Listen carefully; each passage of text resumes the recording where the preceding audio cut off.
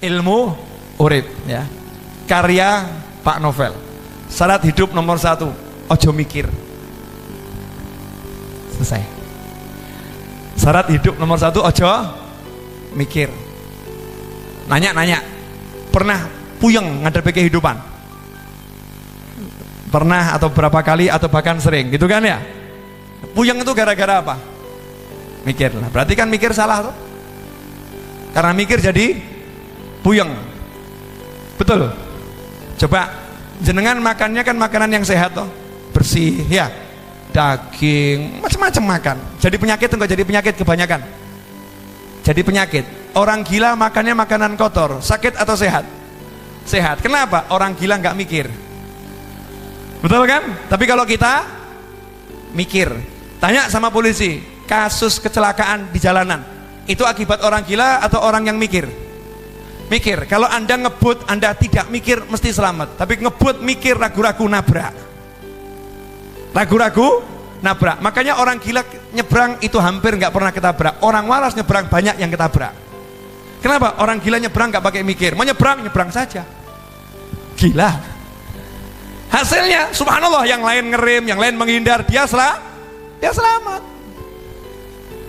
Karena dia nggak mikir.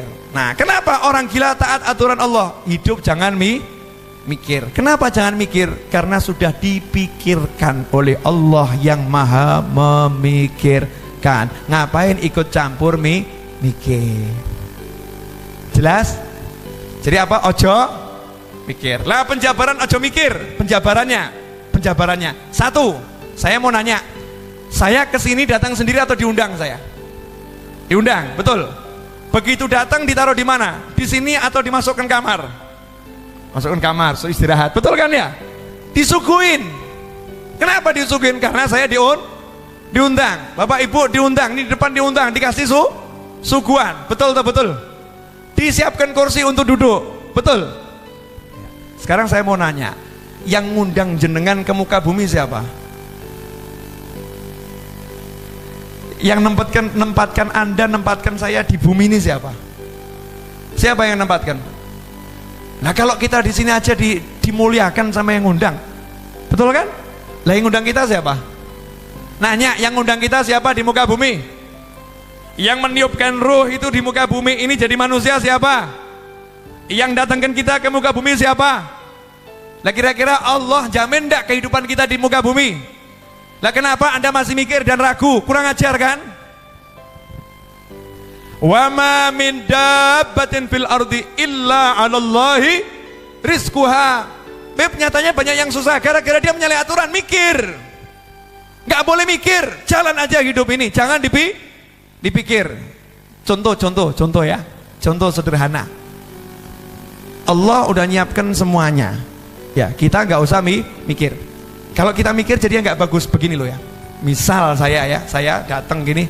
Nah, Beb, ini ada tempat istirahatnya enggak, Beb? Tempatnya royet enggak? Zen enggak tempatnya? Kira-kira gawa ada enggak? Kopi ada enggak? Teh ada enggak, Beb? Kira-kira gimana? Saya nanti kalau pengen teh bisa dapat enggak? Saya ngomong gitu terus. Habibnya nyaman enggak? Enggak nyaman. Dianggap saya ini orang yang benar atau enggak benar nih? Enggak benar karena meragukan yang ngundang. Betul kan ya? Kalau bahasa lain, bahasa Jawa, kalimat cetok kurang ajar kan begitu ya? Enggak tahu diri. Itu baru kepada beliau. Lah kepada Allah Ta'ala, Gusti ya Allah, pripun ya Allah, ini besok mau makan apa ya Allah ya, ini gimana ya Allah, ini bayar SPP gimana ya Allah nih, ini nanti urusannya gimana ya Allah ya. Kan aku udah bilang, wa ma min dabbatin fil ardi illa 'alallahi rizquha. Udah aku jamin dan aku umumkan. Ngapain kamu meragukan aku? Masih ragu? Ya silahkan mumet. Akhirnya Allah marah. Wis gak usah kei kopi, gak usah kei teh. Mikir dewe. Paham enggak? Jangan mikir. Yang kedua, masalah itu tidak ada. Jadi kalau orang hidup mengeluhkan masalah terus, berarti orang itu mati, nggak hidup. Masalah itu tidak pernah ada. Tidak ada masalah. Bib, nyatanya ada masalah? Nggak ada. Contoh, ada orang punya utang, masalah nggak? Masalah kalau nggak bisa bayar. Betul kan? Kalau bisa bayar jadi masalah? Enggak.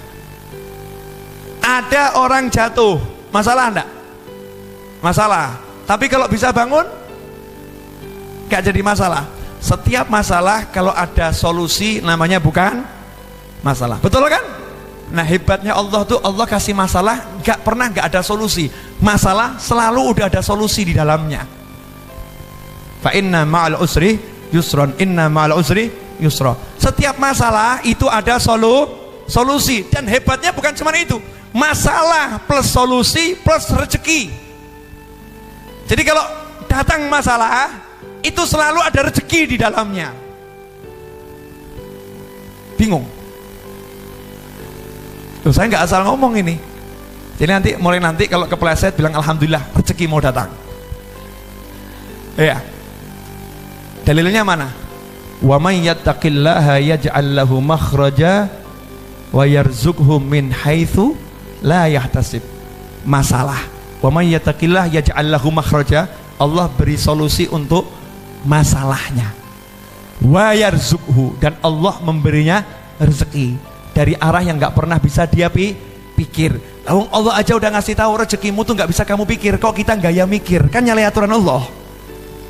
Paham ya? Jadi ada masalah, ada solusi, ada rezeki. Satu paket. Syaratnya cuma satu. Awal tadi jangan mikir, tapi ngapain? Zikir.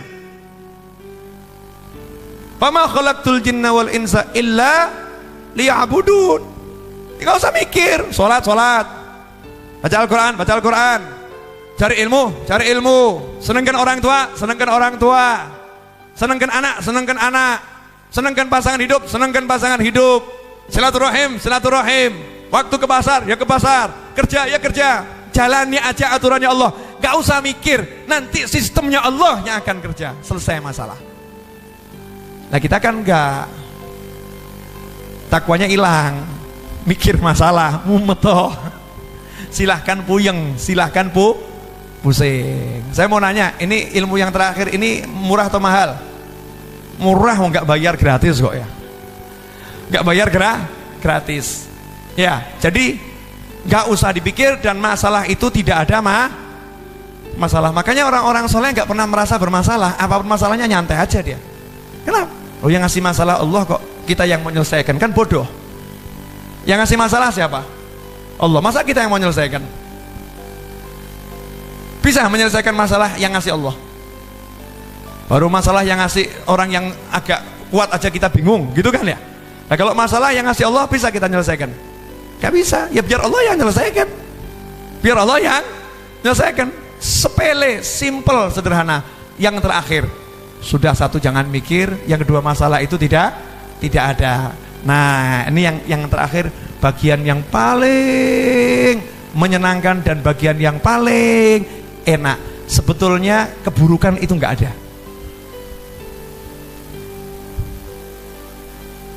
Kok lihat saya nggak enak semua, kenapa nih? Buruk nggak enak itu nggak ada.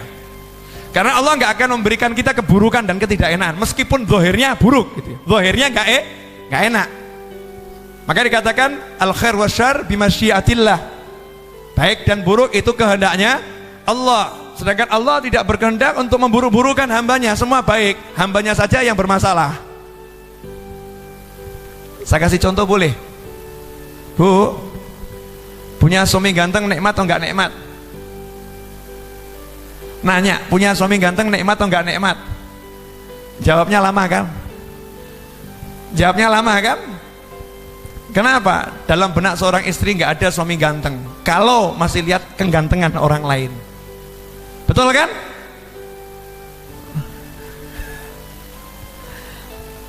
Seganteng-gantengnya suami Anda kalau lihat saya kalah ganteng. Misal gitu ya. Ada orang gitu, seganteng-gantengnya suami Anda lihat saya kalah ganteng, karena orang yang ngomong itu gantengnya luar biasa. Lah kalau hidupnya cuma lihat orang ganteng, suaminya jadi jelek. Suaminya jadi jelek. Akhirnya dia pulang ke rumah ketemu orang jelek. Akhirnya pulang ke rumah merasa punya suami yang jelek. Akhirnya pulang ke rumah merasa dirinya rugi menikah dengan suami yang seperti, ya Bu ya. Padahal punya suami jelek itu syukurnya double. Kenapa? Perempuan lain gak ada yang mau. Karena suaminya jelek. Sama suami punya istri kok jelek. Punya istri jelek. Lihat istri orang lain kok cantik, lihat wanita lain kok cantik. Semakin lihat yang cantik-cantik, yang udah nyata-nyata jelek ini semakin jelek. Gak usah pakai lihat yang lain aja udah jelek, apalagi lihat yang lain jadinya jelek. Betul. Nah, ada satu aturan hidup yang kita langgar. Udah diperingatkan sama Nabi, aturan hidup. Urusan dunia ini ya, ganteng, sugih, melarat, sehat, sakit, urusannya begitu-begitu. Jangan pernah lihat yang lebih sukses, dan bahkan jangan pernah lihat orang sukses, suruh lihat orang yang susah. Itu aturannya Nabi. Lihat aja yang lebih susah, udah itu aturan Nabi. Kalau kita langgar aturan ketiga ini, habis semua hidup kita. Contoh, ada orang kakinya patah, itu nikmat atau enggak nikmat? Baik atau buruk? Buruk kan? Kenapa dia lihat buruk? Karena dia lihat orang yang kakinya tidak patah. Karena dia lihat orang yang sehat, maka dia lihat yang namanya kaki patah itu buruk. Tapi coba kalau lihat orang yang punya kaki cuman separuh, kakinya dia patah, terus dia lihat masuk kampung kakinya orang itu hilang semua, separuh tok ini. Dia bilang apa nih? Alhamdulillah kaki saya dua, cuman yang satu patah. Ini satu kampung nggak punya kaki. Alhamdulillah. Dia jelek, ternyata ketemu orang yang nggak punya hidung. Alhamdulillah saya jelek, tapi wajah lengkap daripada yang itu tuh nggak punya hidung. Begitu dia lihat yang lebih jelek, lihat yang lebih susah, lihat yang lebih sakit, maka yang dia alami itu jadinya nikmat. Makanya saya katakan buruk itu nggak ada. Allah ngasih baik, cara kita lihat saja yang salah. Cara lihatnya salah. Urusan dunia jangan lihat yang atas, lihat yang bawah. Maka nunduk terus urusan dunia ini. Ya, menundukkan pandangan itu bukan cuma menundukkan pandangan dari wanita atau dari pria. Nundukkan pandangan kan dari syahwat, maksudnya itu. Syahwatnya ini loh ditundukkan. Termasuk melihat yang lebih, tundukkan, lihat aja yang susah. Hasilnya hidup akan menjadi nikmat. Itu ilmu urip yang saya pelajari sampai usia 41 kurang. Like and share.